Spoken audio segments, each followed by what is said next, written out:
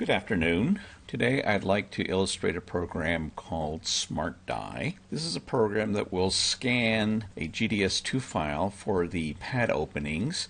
It'll find the center of each pad opening and the shape and size, and then it will export a netlist that has each pad label and XY coordinates.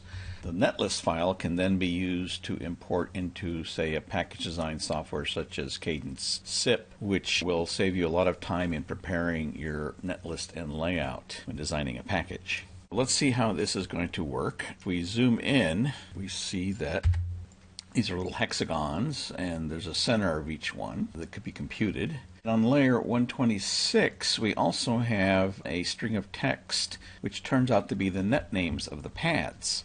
We can also take advantage of that information and have the program associate the net name with each pad, and that will make our job easier when we're designing the package.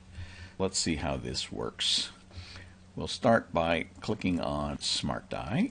Now we have a dialog to fill out. We'll give the name TestDie.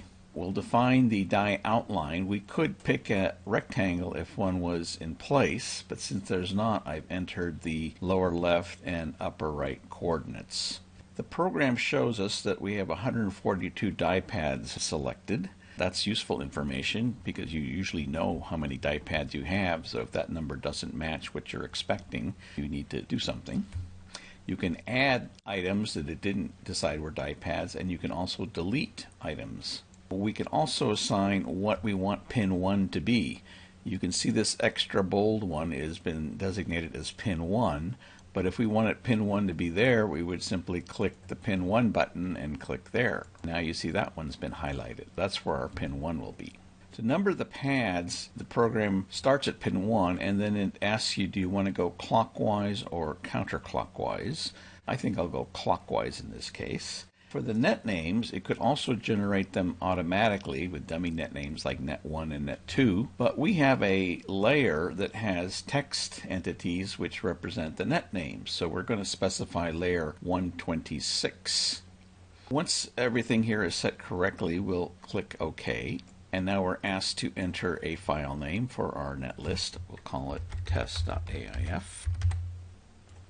And it's been generated. Let's click OK. Here is our netlist. The first section tells us that it's AIF version 2 in microns. The next section gives the name of the die and also the width and height of the outline and the center of the outline.